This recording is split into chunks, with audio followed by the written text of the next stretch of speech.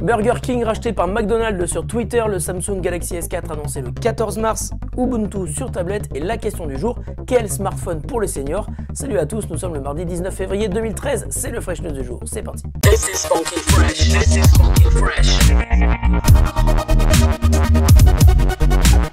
This is funky fresh. This is funky fresh.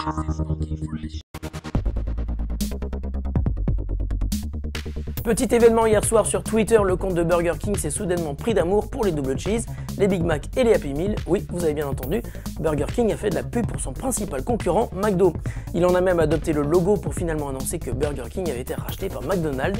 Avec un mot de passe aussi facile à deviner que Whopper 1234, on peut facilement en déduire que le compte Twitter de Burger King a bien été hacké. Burger King s'est excusé et a même indiqué qu'il n'était pas responsable des tweets postés au nom d'un autre membre de son secteur d'activité, McDonald's pour ne pas le citer. Le compte a finalement été suspendu par Twitter et de son côté, McDonald's a envoyé un communiqué en expliquant qu'il n'était pas responsable du piratage du compte de son concurrent, piratage qui a finalement été revendiqué par les Anonymous. Sale ambiance. C'est sûr, c'est certain, cette fois-ci c'est pour de bon, croyez-nous, nous avons une source fiable. C'est ainsi que plusieurs sites américains ont indiqué hier soir avoir la certitude que le Samsung Galaxy S4 serait bien dévoilé le 14 mars prochain. Étonnant car Samsung n'a rien confirmé pour le moment, mais tout le monde semble s'accorder sur cette date. Et apparemment le fait d'annoncer cette date hier soir n'est pas étranger au fait qu'aujourd'hui, HTC, concurrent de Samsung, doit annoncer son nouveau vaisseau amiral, le HTC One, mais qui pour le coup risque d'être un peu éclipsé par cette info sur le Galaxy S4. Pour revenir au S4, justement il s'agirait d'un smartphone 5 pouces, aussi grand qu'un Galaxy Note 1, et avec un processeur 8 cœurs, 2 Go de RAM et un appareil photo de 13 mégapixels. Normalement, et si l'événement est confirmé, nous devrions recevoir les invitations vers le 7 mars.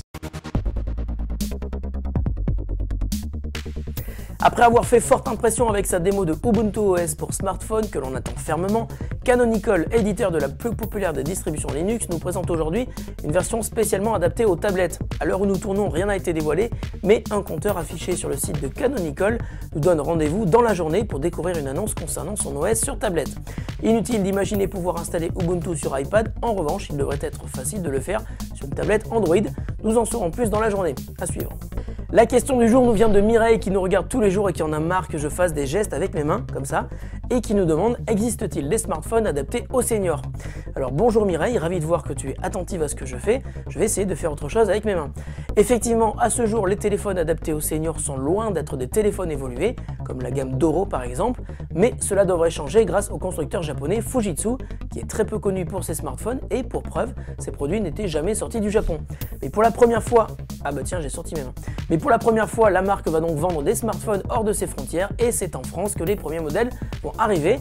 Fujitsu a choisi de se concentrer sur un créneau particulier, celui des seniors, avec un modèle, le Stylistic S01, appareil Android, doté d'une interface aux icônes surdimensionnées et simplifiées, et surtout d'un système d'écoute révolutionnaire qui va, par exemple, ralentir la voix de son interlocuteur pour mieux le comprendre, spécialement pour toi, Mireille. Le Stylistic fera ses débuts chez nous en juin, chez Orange. Voilà Mireille, j'espère que tu es contente, tu vas peut-être pouvoir entendre tes petits-enfants plus facilement maintenant.